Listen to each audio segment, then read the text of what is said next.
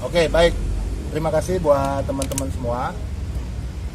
Kami tim kuasa hukum hari ini melakukan sidang pertama, mendengar dakwaan daripada jaksa penuntut umum terkait permasalahan terdakwa atau klien kami, Vicky Prasetyo, didakwa dengan pasal 27, pasal 45, junto 27 ayat 3 Undang-Undang IT.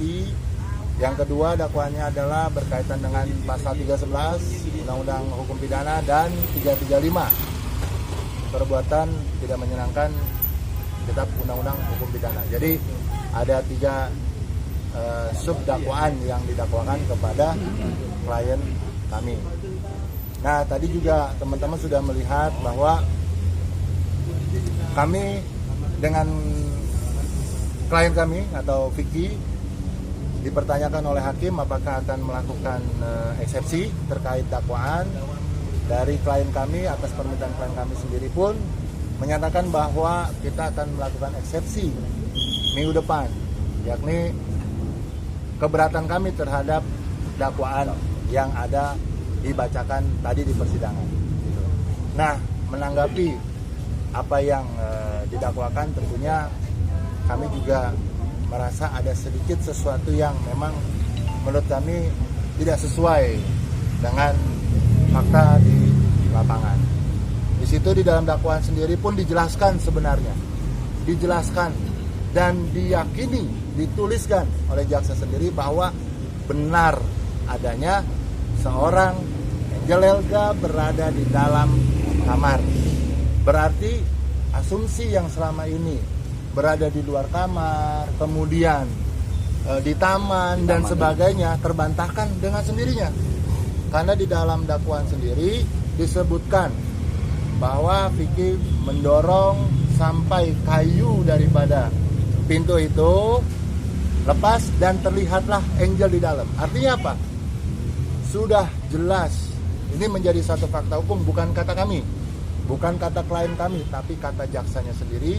Di dalam dakwaan tercatat jelas disebutkan Angel berada di dalam, saksi Angel berada di dalam kamar bersama saksi Vicky Arman ya, Alman. Nah, ini yang menjadi permasalahan, bahwa sesungguhnya adalah benar bahwa memang yang selama ini asumsi beredar, informasi beredar ada di dalam taman, ada di luar dan sebagainya, ternyata di dalam dakwaan berada di dalam kamar.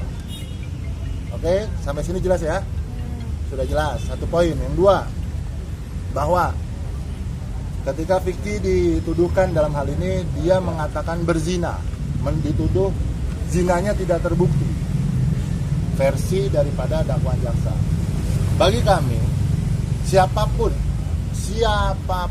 itu, ketika seorang suami menemukan istri berada di dalam kamar, pertama kali yang terbesit di dalam pikiran seorang laki-laki normal adalah istri saya berzina.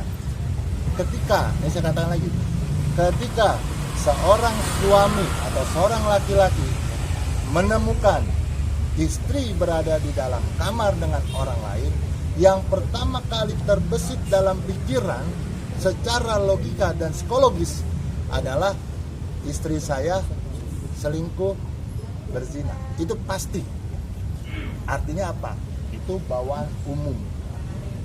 Ketika asumsi atau pikiran itu dikatakan sebagai alat untuk membawa Vicky ke dalam penjara, menurut kami ini tidak bersesuaian dengan nurani kita sebagai seorang suami yang punya harga diri, seorang manusia yang punya adab dan punya moralitas. Oke, yang ketiga, bahwa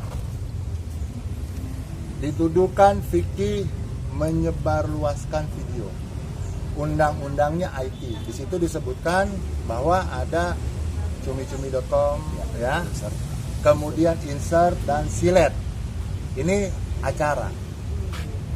Nah, sedangkan jelas-jelas bahwa di 3 program ini bukan Vicky yang punya kewenangan untuk menayangkan atau tidak menayangkan. Artinya apa? Distribusi itu Distribusi itu bukan dilakukan oleh Vicky.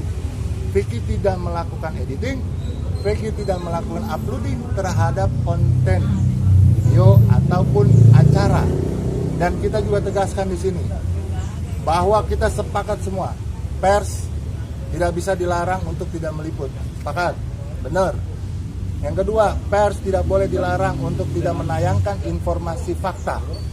Ketika kita melarang pers untuk berbicara, menayangkan atau menunjukkan sebuah fakta yang terjadi atau berita informasi yang nyata, kita sendiri yang melarang adalah orang-orang yang melanggar undang-undang pers. Kebebasan pers jelas ada aturannya.